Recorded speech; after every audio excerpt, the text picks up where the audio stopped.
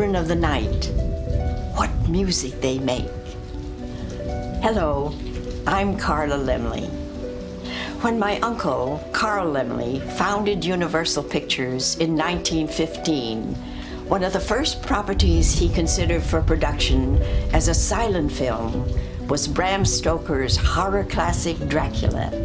16 years later, when Universal finally produced the film, I had the privilege of speaking the first lines of dialogue in the first talking supernatural thriller. Among the rugged peaks that frown down upon the Borgo Pass are found crumbling castles of a bygone age. It was a very small part, but the fact that I still receive fan mail from all over the world is a wonderful testimonial to the film's status as an enduring classic.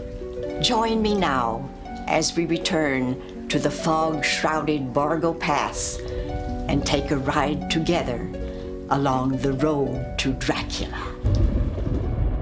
And just as I was commencing to get drowsy, it seemed the whole room was filled with mist. And then I saw two red eyes staring at me, and a white, livid face came down out of the mist. I felt its breath on my face, and then its lips. Why are we scared by something? Why are we aroused by something? I'm talking about sexually aroused. Because in the case of Dracula, very often the two responses overlap. Dead. Undead. I don't care. They all frighten me. Oh, I love to be frightened. Do you? Laugh all you like. I think he's fascinating. Who wouldn't want to be like Dracula? You live forever, you don't work, you stay up all night. Dracula is quite simply the most media-friendly fictional personality of the 20th century, if not all time. Even people who've never read the book or have never seen the movie still know exactly who he is. I am Dracula. Count Dracula? Dracula? Oh, what's he done to you, dear? Dracula is our vampire. Dracula? I never even heard the name before.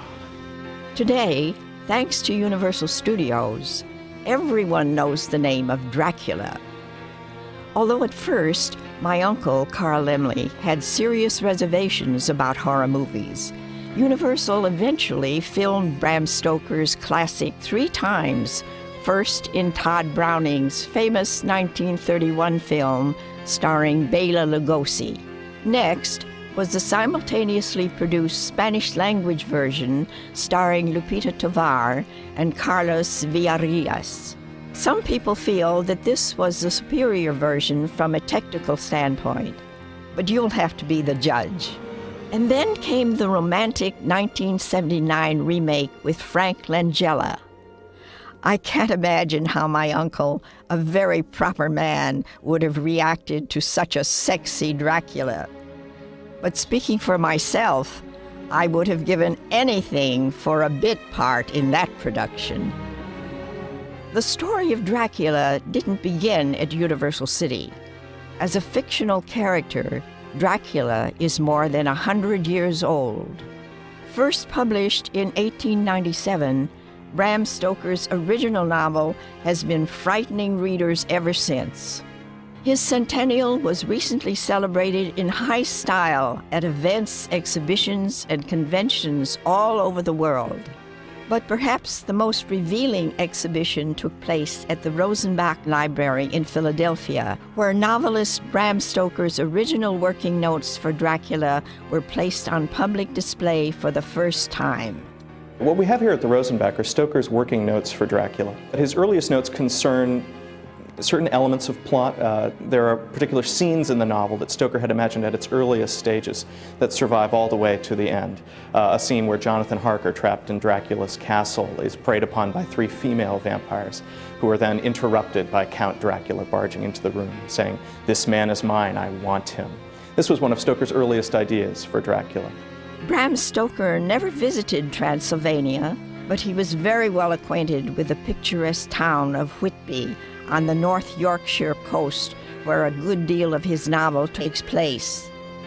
Stoker often vacationed there and was most impressed with its ancient wind-blown cemetery and crumbling Gothic abbey. Whitby is certainly a wonderful place for atmosphere. It would lend itself to a cinematic treatment if we could imagine Stoker thinking of that. Whitby as a popular port and as a popular sort of shipping port had its number of shipwrecks. And Stoker must have been fascinated with the idea of having a shipwreck in Dracula. So he used the shipwreck of a Russian schooner called Dmitri as a model for Dracula's arrival onto the English coast. It was in Whitby that Stoker first came across the name of Dracula. He discovered that there was this 15th century Transylvanian prince whose name was Dracula, also known as Vlad the Impaler due to a method of disposing of his enemies of which he was particularly fond. If you can see behind me, this is from a again, late 15th century woodcut showing Vlad at lunch with some of his victims behind him. Stoker was the first to take the legend of Vlad the Impaler, or Vlad Dracula, and attach it to the vampire. And they haven't really come apart since. The historical Dracula didn't inspire Stoker to write the book. There's some confusion about this. He'd already outlined the novel when he came across the account of Vlad the Impaler and simply used it as a kind of window dressing or atmosphere. Stoker's novel unfolds through letters, diaries, and journals. Count Dracula, a 500-year-old vampire, leaves his castle in Transylvania in search of new blood in a new country. Carrying the boxes of native soil in which he must rest during the hours of daylight, Dracula kills the entire crew of the ship that transports him to England. Two young women, Lucy and Mina, become his victims in turn. Dracula kills Lucy, transforming her into a foul thing of the night, an undead creature like himself. Soon, Mina falls under Dracula's spell and is terribly endangered. But thanks to a scientist wise enough to believe in the supernatural, the vampire is finally destroyed and Mina is released from her thrall. Stoker drew on an already established tradition of the vampire in literature and in folklore, but did it in such a way that the legend really achieved a critical mass.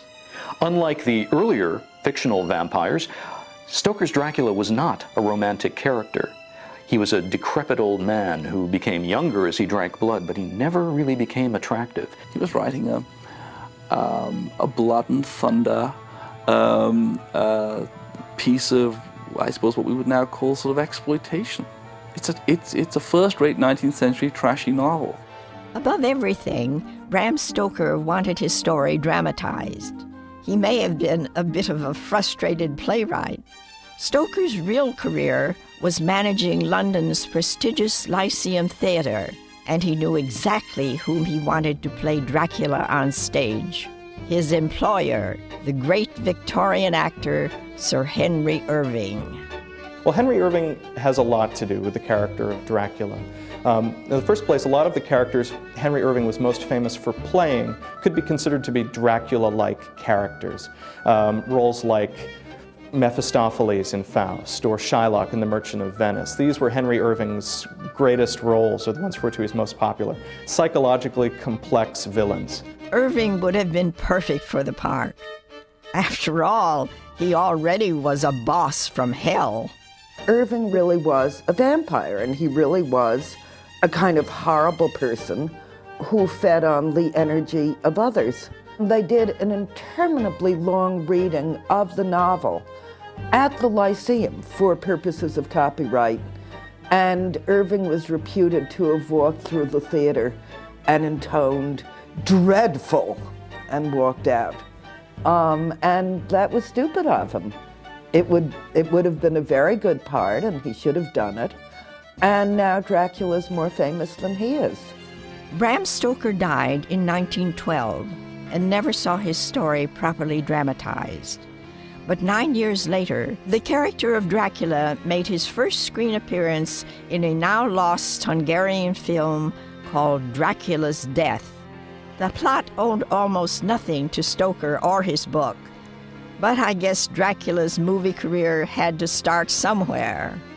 In the story, Dracula plays a music teacher who has gone crazy and then is after some of the patients in the asylum. So The story plays more like a Phantom of the Opera than Dracula, but however, there is this idea of a monster loose with fangs and a cape. The following year, German filmmakers got on the Dracula bandwagon with Nosferatu, a symphony of horror. It remains one of the most frightening movies ever made, a classic example of German expressionism. It's so frightening. Well, for one thing, Dracula is so evil, he's disgusting, and he's a plague spreader. And he looks like a rat. There's nothing suave about him. The Dracula character was called Count Orlok and was played by a German stage actor named Max Schreck, whose name, by happy coincidence, means terror or fright in German. And it was his real name. It wasn't just a publicity stunt for the film. And he remains to this day the single-screen Dracula who really embodies the essential repulsiveness that Stoker intended. In the early part of the century, the laws of copyright were not well understood, especially with filmmaking. And Piranha Films, which was this very small studio that made Nosferatu, did not either bother or know to get a copyright from Bram Stoker's widow. Murnau used the novel without clearing the rights, and in fact eventually got involved in a big lawsuit, and the film had to be literally pulled from the market. With 2 movies already to his credit, Dracula decided to give the theater another try. In 1924, the British actor-manager Hamilton Deane added the first authorized dramatization of Dracula to his popular traveling repertory. Film historian and former actor Ivan Butler was a member of Deane's company. He had to cut it down for expense, for one thing, and it's such a vast, rambling novel. It was a sort of skeleton of the original. It was Hamilton Deane who really created the modern image of Dracula, and he took his inspiration not from Henry Irving's Shakespearean villains, but from a much lower end of the theater. And essentially, his Dracula is a kind of vaudeville or music hall magician. You know, the suave trickster in evening clothes who knows how to work a crowd. When they came to London, of course, and the dreadful notices they had, as we all know, they were very depressed. And somebody came up to him and said, well, "What are you worrying about? Have you looked outside?" And there was halfway around the block queuing for it. Several actors performed the role of Dracula for Deane, including Raymond Huntley, who played the part thousands of times in England and America, and still holds the all-time record for sheer number of performances. Ivan Butler worked with the noted actor W.E. Holloway. He was an older man, you see, very, very gaunt looking, very deep-set eyes and everything, and a good voice, and it seemed to work better, more like the real Dracula in a way. But he always seemed to me to have something that the young ones lacked. There was no sort of sex attraction in those days. Dracula came for one thing only, his evening drink. We had the bat coming in to the window, French windows, you see, at the end of the second act. It was a big scene. The assistant stage manager was standing on a stool with a fishing rod, a big long fishing rod, and about 2 foot of bat. And she was floating it around outside, like that. And it banged into the window, and smoke came and everything. Then Dracula appeared out of the mist. One day, I don't know why, but the string attached to the bat, of the fishing rod, broke, and the bat sailed through the window, right across the stage, and floated down and landed in the floats, the 2 green eyes looking outside. And then, of course, Dracula himself had to appear. It must have been difficult to explain. I think possibly a rather bewildered audience went, well, are there 2 bats or 2 Draculas? The stage production was corny, but it was a crowd pleaser, and it was full of startling special effects and loud noises and flash bombs and swirling fog and a trick coffin for Dracula that was essentially a magician's disappearing cabinet. Dracula got in and there was a false bottom under the boards. He would pull the string, and the boards would open like that. Dracula would fall down into the base of the coffin, and the fuller's earth would all fly out into smoke like that, and it would look as if he disappeared into dust. Given Dracula's success in London, it was only a matter of time before Broadway beckoned. The producer, Horace Liveright, wanted changes and hired the playwright-journalist John L. Balderston to improve the product. One day, Horace Liveright, who was a New York producer, was taken to see Dracula. But he was concerned over the Britishness of the language and a lot of idiomatic stuff that nobody in New York would understand. So he asked my father if he would rewrite it. In the 1920s, the only kind of vampires American audiences knew about were vamps like Theda Bara.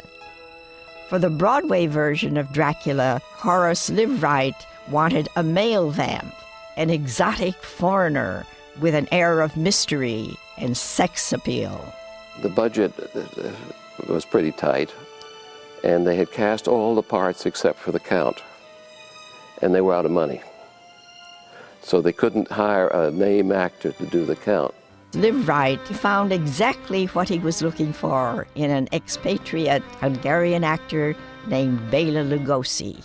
Bela Lugosi was an expatriate from Hungary who was escaping all kinds of political unrest in his native land and actually landed in New Orleans completely without any skills in English at all, made his way to New York, learning many of his early parts phonetically, amazingly. So when they were casting around for the perfect person to play Dracula, Lugosi managed to have both the old world charm and a certain mysterious, seductive quality. He had that thick accent, he had the eyes, he had a series of gestures which to us now look rather hokey. But there, women fainted and grown men grew nervous. Well, my father's performance in Dracula brought him to the attention of, in particular, the female portion of the audience. They loved his performance. They must have found something of sexual overtones in it, and he became an idol. The very night Dracula opened on Broadway, Universal had a representative in the audience. As I mentioned earlier, Carl Laemmle wasn't a big fan of horror pictures, even though Universal had made a fortune on films like Lon Chaney's The Hunchback of Notre Dame and The Phantom of the Opera. It was my cousin, Carl Laemmle Jr., who really wanted to produce Dracula. Like me, he had grown up with the opportunity to actually watch Lon Chaney filming his famous horror roles for Universal. He loved creepy stories and everything macabre. And Lon Chaney was his first choice to play Dracula. I have no idea what Chaney would have done if he played Dracula makeup-wise. I'm sure he would have done, I'm sure Chaney would have had much more elaborate makeup. He was into the makeup aspect of it. He was in, the man of 1,000 faces. He was always changing his look.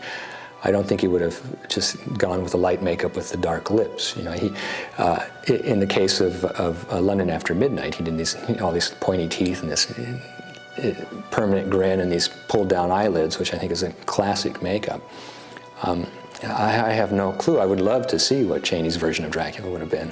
Chaney died of cancer in 1930, and a number of other actors were considered other than Bela Lugosi. My father, to his great surprise, was not the first choice when the Universal Studios began casting for the lead in the motion picture version of Dracula, even though my father had successfully played the part hundreds of times on Broadway and throughout the United States.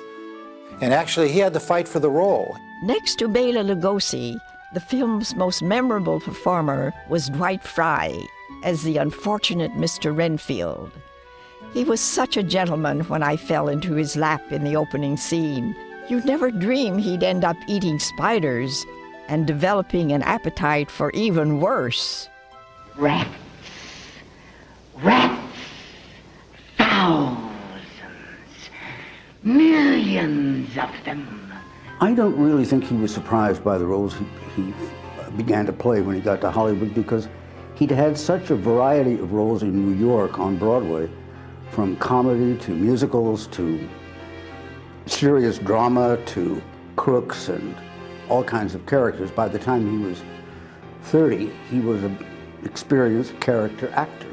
Renfield is probably the most multifaceted character in the film. I mean, he's sane at times, he's mad at times, he's vampirish at times. Also on hand from the Broadway production was Edward Van Sloan, repeating the role of Professor Van Helsing. Here's part of his screen test. I was looking in the mirror. Its reflection covers the whole room. But I cannot see you. Dracula was directed by Tod Browning, the famous mystery man of silent movies who had directed many of Lon Chaney's most successful films. Browning always had some trouble adapting his kind of style of shooting to the sound film. When you see Browning work with Dracula, for example, there are long sequences in the film which are silent. And I think that Browning uses some of the silence to create a mood, which in some areas of Dracula is quite effective. It may have been that he was frightened by dealing with dialogue. It may have been that he was frightened by the mechanics of the sound equipment. Tod Browning had been a very successful silent film director, and he always specialized in stories about outsiders. Dracula is very much like that. He's a fantastic alien invader who cannot live within the world, but can only prey upon it like a parasite. And Dracula may be the ultimate Tod Browning outsider, and so it's not surprising that Dracula was Browning's most successful film. In terms of responsibility for a visual style of Dracula, we know, of course, the cameraman, Karl Freund, was behind the camera, the great German photographer who pioneered so much moving camera in Germany in the late 20s. And it's very easy for people to say, well, any value in Dracula is due to Freund, who was a great cameraman. And there's the anecdotal report of one of the actors, David Manners, who couldn't remember Browning's presence on the set well, but did recall Freund as being very outspoken. The beginning of Dracula uses a lot of mobile camera setups. We have some tracking shots, and we have a feeling that we're almost watching a German expressionist film that has come over to Hollywood. These tracking shots give us a feeling like we're being pushed against our will to go to different areas of the castle. They're all things like broken down, withered mansions with huge cobwebs, and for some reason no one's ever quite understood, armadillos running around and bats floating overhead. In fact, Browning and the Universal Dracula are, sort of responsible for almost all the iconography that we associate with horror films. Long capes, sweeping staircases, mold and decay, lots of cobwebs, spiders and bats. I mean, everything that now has become this sort of Saturday morning thing that kids associate with horror films all comes from Dracula. Originally, Dracula had been planned as a lavish, big-budget production that would have been based primarily on Stoker's novel, but in the wake of the stock market crash and the onset of the Great Depression, the studio really had to cut back. And they ended up basing the film largely on the stage play for simple reasons of economy. Today it may seem difficult to imagine audiences really being frightened by a film like Dracula, but they really were. It was the first time Hollywood had presented this kind of a supernatural story that didn't have a logical explanation tacked on at the end. And audiences were really creeped out by this atmosphere of weird decadence. They'd never seen anything like it. Among other things, there were a lot of theaters in different parts of the world that were still not equipped with sound equipment for the audiences to hear the movie. And as a result, sound films like Dracula were released in silent versions so that those audiences, those theaters that weren't equipped with sound equipment, could actually see the film. That was another way of getting over language barriers in the early talking era.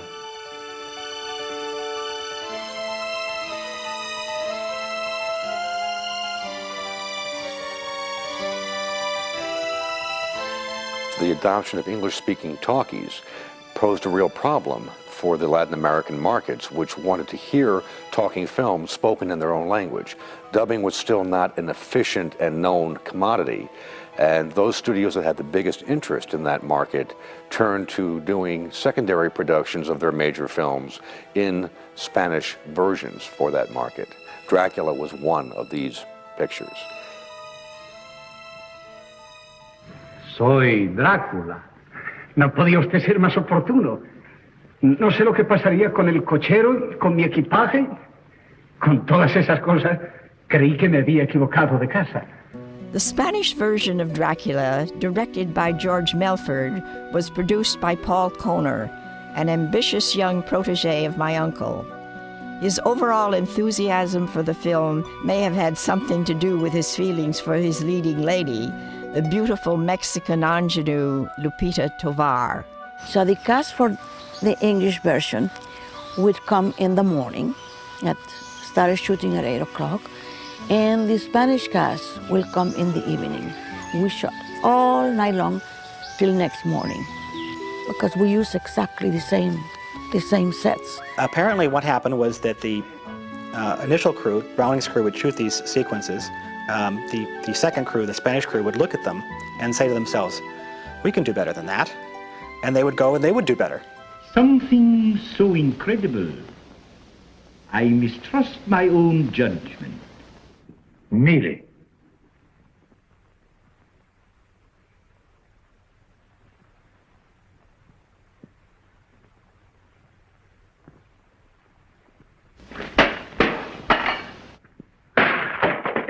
Well, I don't think anybody's going to give any acting awards to Carlos Villarreal. But overall, the Spanish film is a real delight for film buffs because it's kind of like discovering all these fascinating new rooms in a familiar old house. And it's full of these wonderful optical effects and visuals that really seem ahead of their time. What we do see in the Spanish version is, among other things, a much more artistic, a much more innovative use of camera movement in those early talkies, and that's not what we get in the Lugosi version at all. The camera movements are far more fluid, there's far more of them. It's a more lively film to watch unfold before your eyes than the Lugosi film. One only wishes that Lugosi had been directed in like fashion as the Spanish version.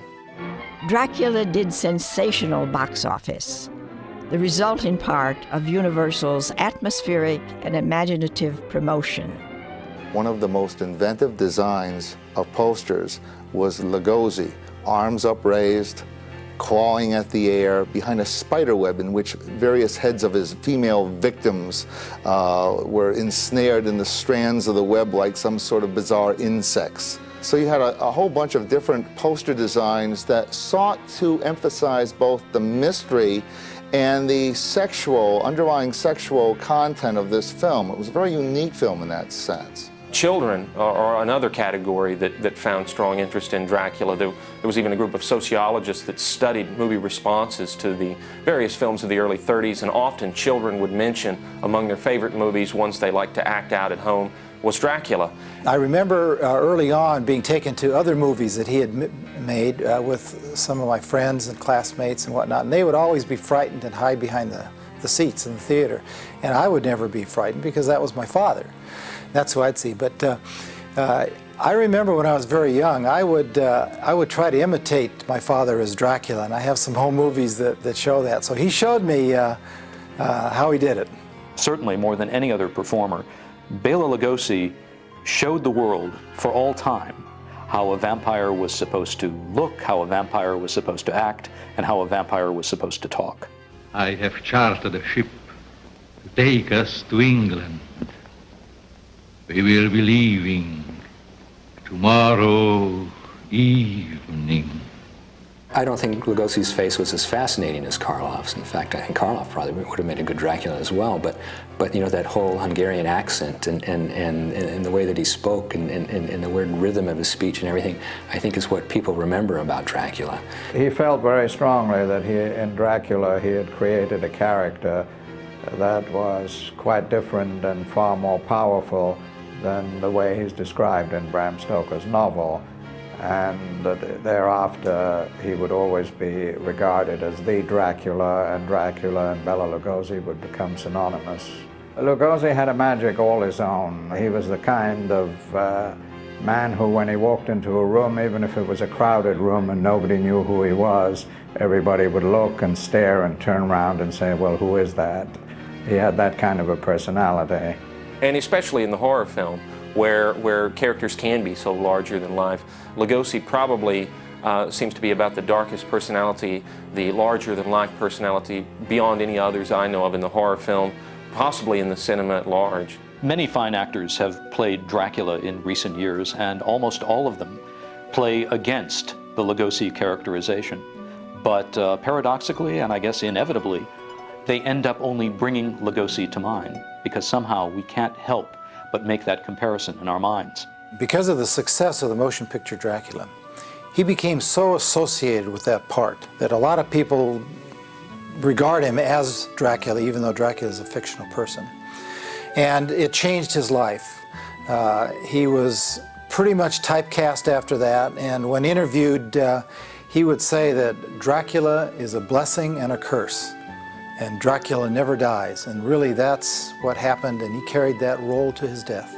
And I think going back and seeing these films is like a mini time capsule. It's also that way with collectors. We grew up loving these films. We weren't there on the set in 1931, but we want to be there so very much that we watch these films over and over. We wish to own a prop from them, or perhaps own a poster from them. If there is a holy grail of Dracula collectibles, the Transylvanian Shroud of Turin, it would have to be Bela Lugosi's original Dracula cape. My father had several different capes. Some were heavier material, some were lighter, depending upon where he was going to use it. I had one cape left, and my mother told me that this was the cape that he had worn in the motion picture Dracula. And I've had it independently verified that that is from the film. So it is one of America's rarest pieces of film history, and I really treasure it. My mother and myself had him buried in one of his capes. Not that he had ever expressed that wish, but we thought it would be appropriate. Most all modern audiences haven't always seen Dracula, but certainly not the universal version with Lugosi. That's the image we carry of Dracula, of vampires. It's Universal's Dracula. It's Bela Lugosi. Dracula has become one of the great media superstars of all time. There's a line from Macbeth, a play that Bram Stoker was very familiar with. And yet, who would have thought the old man to have had so much blood in him? When Dracula was first released, it was accompanied by a final curtain speech read by the character of Professor Van Helsing. If memory serves, the good professor held up his hand and said, "Just a moment, ladies and gentlemen, just a word before you go. We hope the memories of Dracula won't give you bad dreams, so just a word of reassurance. When you get home tonight and the lights are turned out and you're afraid to look behind the curtains and you dread to see a face appear at the window, well, just pull yourself together and remember, after all, there are such things. There are such things.